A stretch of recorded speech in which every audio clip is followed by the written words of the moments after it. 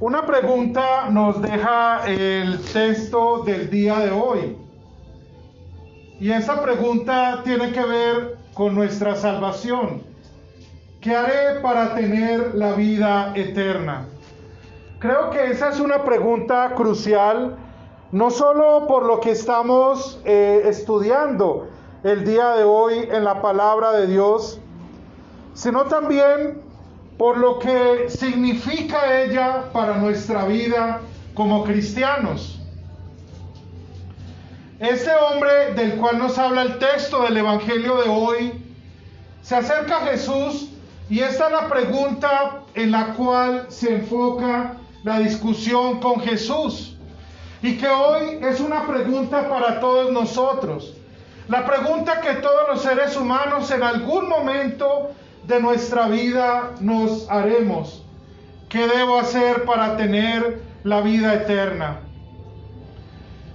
Y al preguntarnos en ello, también vemos el carácter de este hombre, del cual nos habla el texto del Evangelio del día de hoy. Marcos nos dice que era un hombre joven, pero los otros evangelistas, en el caso, por ejemplo, de Lucas, nos dice que era un líder de los judíos.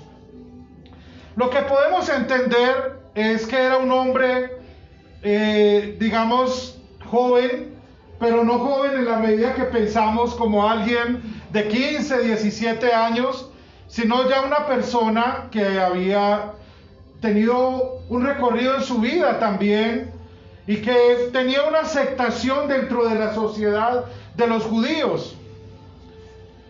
Además, otro detalle que nos dice era que era un hombre rico.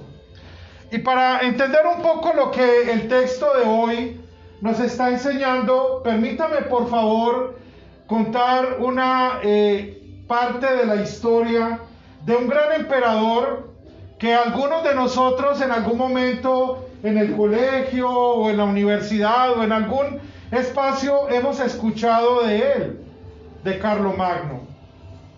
Cuando él muere, y aquellos que llevaban lo que llamamos el corte fúnebre, ¿no? El cortejo. Entonces esas personas se sorprendieron porque al llegar a la catedral encontraron que el obispo estaba en la puerta como si quisiera impedir que ellos entraran. Y ese obispo preguntó: ¿quién viene?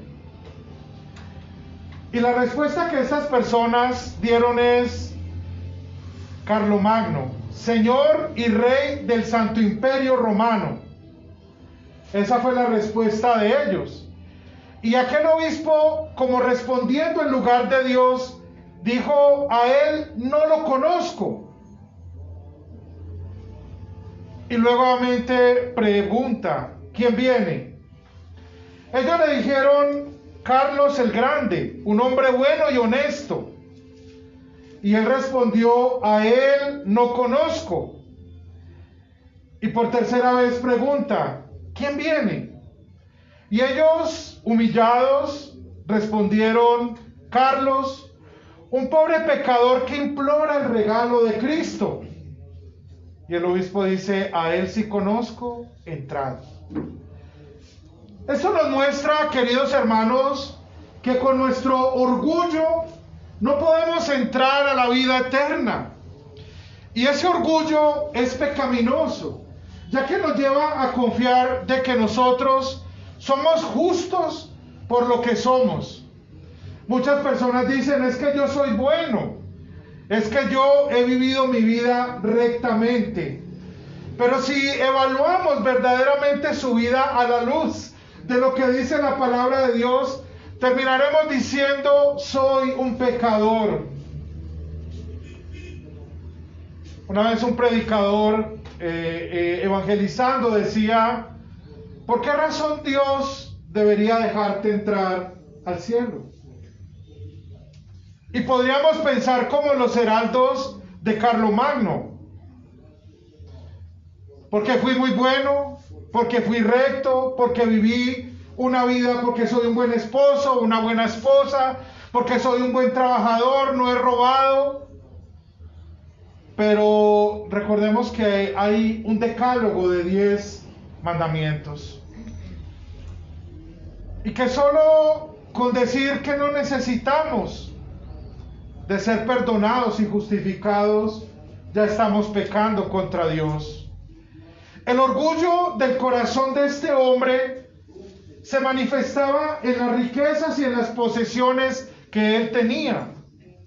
Si leemos detenidamente el texto del Evangelio de hoy, nos damos cuenta de que no había nada de malo en sí en que él tuviera algunos bienes, sino que la confianza de él estaba arraigada en esas posesiones materiales que él tenía.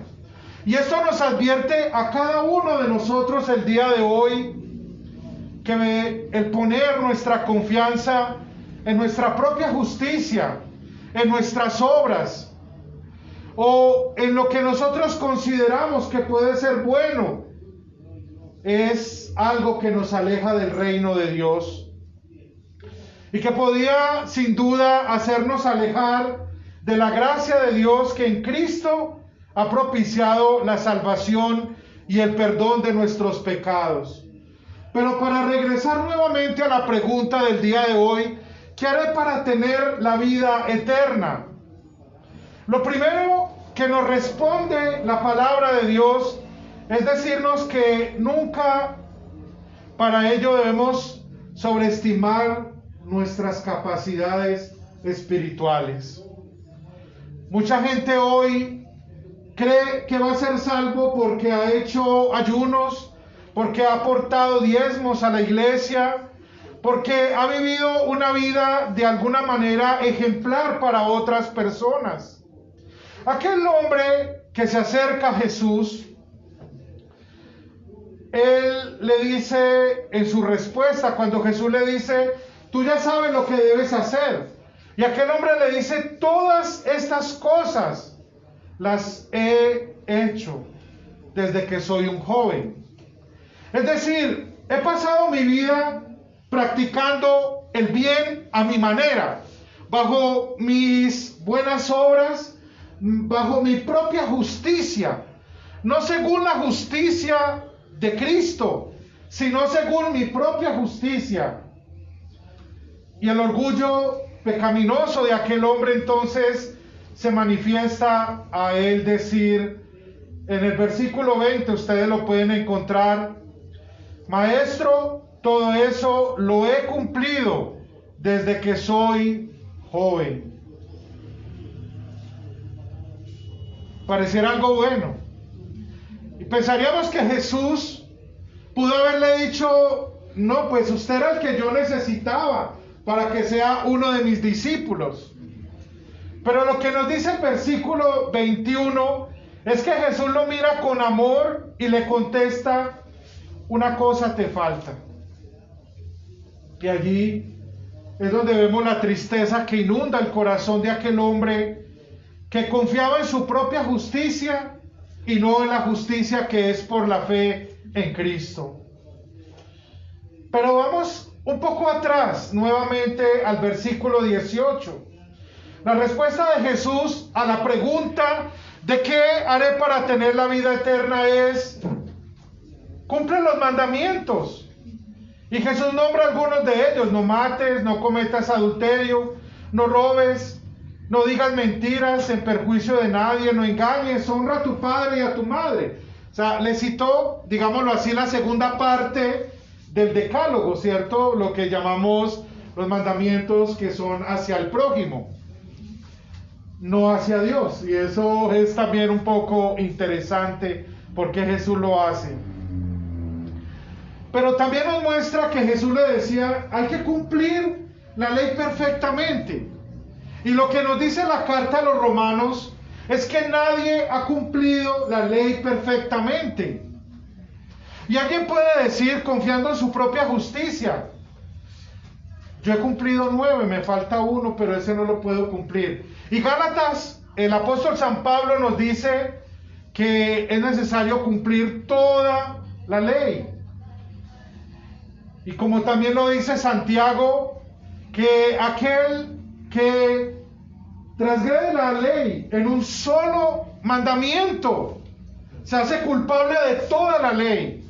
Entonces, eso no es como en el colegio o en la escuela, que nosotros decíamos, y eso lo dicen muchos estudiantes, aún en la universidad pasa también, ¿no? Es que paso raspando, pero paso. Eso no existe en la vida eterna. No es que saquemos 9 de 10 o 8 de 10, sino simplemente, si nosotros no cumplimos la totalidad de la ley, estamos bajo el juicio de Dios. Es decir, toda la humanidad estamos bajo el juicio de Dios. Pero Jesús cumplió la ley por nosotros. La carta a los Gálatas nos dice que Jesús nació bajo la ley para poder cumplir la ley en nuestro lugar. Y Jesús es nuestro sustituto, porque nosotros, no siendo capaces de cumplir los mandamientos, Jesús tomó nuestro lugar y cumplió la ley perfectamente por nosotros. No por nuestra justicia, sino por la justicia de Él, que es por la fe. Ahora, al este hombre mostrarse orgulloso de decir: no he matado, no he cometido adulterio, no he robado, no he mentido, no he engañado, he honrado a mis padres, Jesús le responde y le dice: una cosa te falta. Ahora, no es un nuevo mandamiento de Jesús que Él tuviera que vender todas las cosas y darle a los pobres. Por supuesto, esto trajo malas interpretaciones en la historia de la iglesia, y muchos pensaron que hay que ser pobre para poder tener la vida eterna, ¿cierto? Era el pensamiento que tenían muchos, y que el doctor Martín Lutero, por ejemplo, en las 95 tesis, habla acerca de ello. Sino que en el amor de Jesús por este hombre, Él quiso mostrarle que él estaba pecando, que la justicia que él profesaba era una justicia de obras, que, como dice el profeta Isaías, son solamente trapos de inmundicia. Una cosa te falta.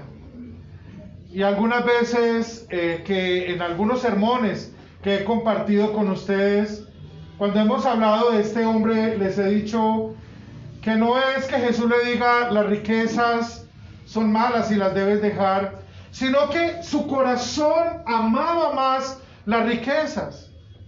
Y si lo hiciéramos a la luz de los 10 mandamientos, podríamos decir que aquel hombre estaba violando el primer mandamiento, ya que no confiaba plenamente en Dios, sino en las riquezas.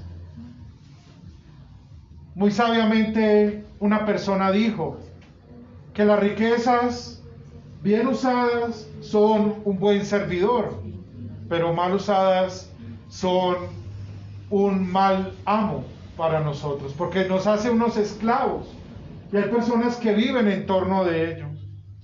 Jesús quería con esto mostrarle que él no estaba honrando a Dios con todo su corazón, con toda su alma, con todo su ser, que estaba pecando contra Dios al no tener su confianza en Él, sino en las riquezas. Y vemos que aquel hombre se va triste, y tanto Mateo, Marcos y Lucas, es decir, los 3 evangelistas que nos hablan de esta historia de la Biblia, todos nos dicen que aquel hombre se fue muy triste. Unos dicen que porque tenía muchas riquezas, y otros porque amaba las riquezas. Es decir, su corazón estaba pegado a ello. Y Jesús, hablando a sus discípulos, les dijo, y esto lo vemos en el versículo 29 del capítulo 10 de San Marcos: les aseguro que cualquiera que por causa de mí y por aceptar el Evangelio deje todo, recibirá en esta vida 100 veces más, hermanos, hermanas, casas, hijos, terrenos. ¿Y por qué? Porque seguir a Cristo significa renunciar. renunciar a nuestra justicia, a creer que nosotros nos vamos a salvar por todo lo que hagamos, lejos de Cristo. Y hay una segunda respuesta que encontramos a la pregunta de qué haré para tener la vida eterna. Y es reconocer la obra de Dios. Cuando reconocemos de que por Cristo nuestros pecados son perdonados, esa es la mejor noticia que podemos escuchar. Como decíamos el domingo pasado, sin importar cuántos pecados hayamos cometido, porque a veces decimos, Señor, pero yo soy tan pecador. Recuerdo un hombre que alguna vez compartiendo el Evangelio con él me decía, pero creo que para mí no hay salvación porque si Dios ve todos mis pecados, sería imposible de que me perdone. Y la respuesta a esto lo da el mismo texto del día de hoy. Lo que para los hombres es imposible, para Dios es posible. Porque los discípulos le dijeron, Señor, entonces, ¿quién podrá salvarse? O sea, si esto es así, ¿quién va a poder salvarse? Para Dios todo es posible. Y Jesús hizo posible nuestra salvación.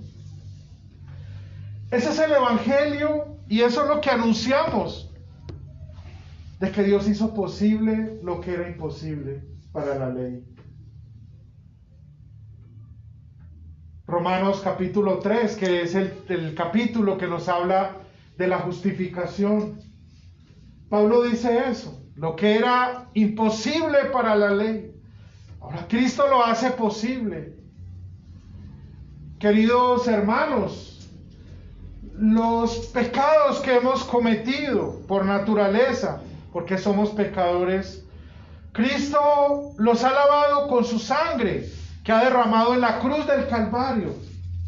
Y no importa en nuestro pasado, en nuestra vida cuánto hayamos pecado, la sangre de Cristo ha pagado por todos nuestros pecados. Para que no confiemos en nuestra justicia, para que no estemos afanados, ansiosos, afligidos y temerosos cuando se nos haga la pregunta acerca de cómo entraremos a la vida eterna. Y si resumimos el texto del Evangelio de hoy, la respuesta será por ¿qué haré para tener la vida eterna? Ir con confianza al trono de la gracia, donde Jesús perdona mis pecados, y por su nombre y por su sangre mis pecados son todos perdonados. Y hoy puedo estar seguro de que mis pecados son perdonados. Al igual usted, hoy lo invito para que tenga confianza en Cristo, de que Cristo ha perdonado todos sus pecados y que usted hoy recibe ese perdón, esa promesa, cuando escucha las palabras que nos dice tus pecados son perdonados en Cristo por su sangre preciosa. Alégrate. Esa carga del pecado que nos asedia, dejémosla en Cristo y hoy recibamos el perdón. De aquí no vamos a salir huyendo como aquel hombre triste diciendo tengo muchas riquezas, sino renunciando a nuestra justicia y recibiendo por la fe la justicia de Cristo que perdona nuestros pecados. Qué gozo y qué alegría tenemos en el Señor por esto. Amén. Amén. Que la paz de Dios, que sobrepasa todo entendimiento, guarde vuestros corazones y mentes en Cristo.